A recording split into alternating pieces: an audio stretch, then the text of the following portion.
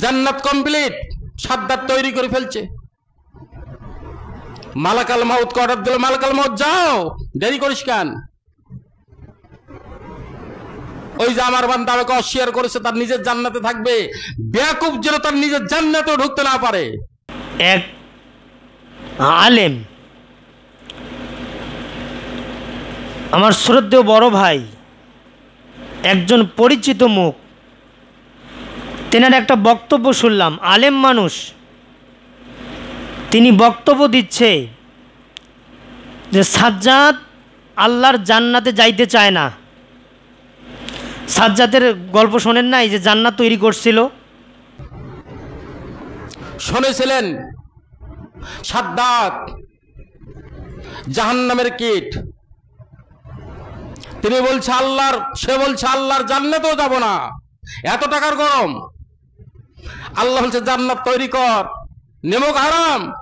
আমার সূর্য দিয়ে আলো খাচ্ছ, আমার অক্সিজেন নিয়ে নিঃশ্বাস নিচ্ছ, আমার তো বাতাস দিয়ে বেঁচে আছো, আর আমার জান্নাতে যাবে না, তুমি তৈরি কর।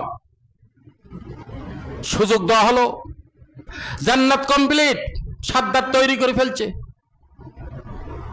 মালাকাল মাউত অর্ডার দিল, মালাকাল মাউত যাও, দেরি করিস কেন? ওই যে আমার বান্দা আমাকে অস্বীকার করেছে, তার নিজের জান্নাতে থাকবে, বেয়াকুব যেন তার নিজের জান্নাতেও ঢুকতে না পারে। মালাকাল মাউত চলে আসছে, ঘোড়ায় যাচ্ছে, বলছে ভাই একটু আমাকে কিছু দেন, আমি গরিব মানুষ।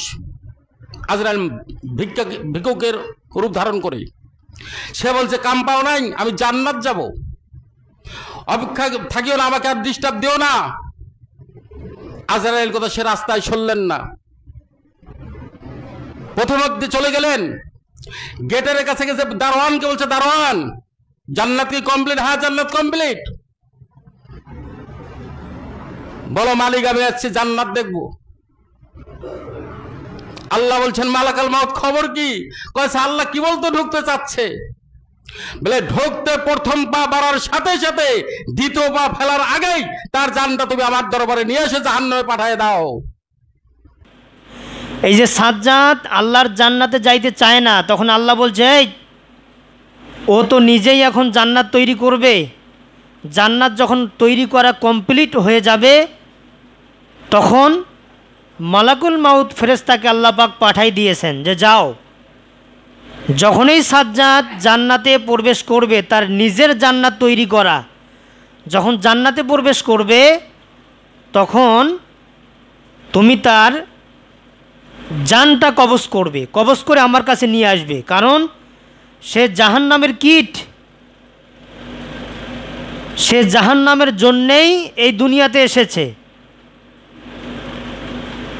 এই বক্তব্যটা উনি দিচ্ছে। কিন্তু আমি বলি যে ভাই, আপনি বক্তব্যটা দিলেন, আপনি কোন হাদিস থেকে বক্তব্যটা দিলেন? আপনি কোথায় পাইলেন এই বক্তব্য? আপনি হাদিসটা যাচাই বাছাই না করে যে আপনি বক্তব্যটা দিলেন, এটা পাইলেন কোথায়? আপনি রেফারেন্সবিহীন কথা বলছেন। কিন্তু আমি যেটা পেয়েছি সেটা হলো কাসাসুল আম্বিয়া। এই কাসাসুল আম্বিয়ার 235 নম্বর পৃষ্ঠাতে এই ঘটনাটা নিয়ে এসেছে এই বইটাতে। কিন্তু এই বইটা পুরোটাই জাল।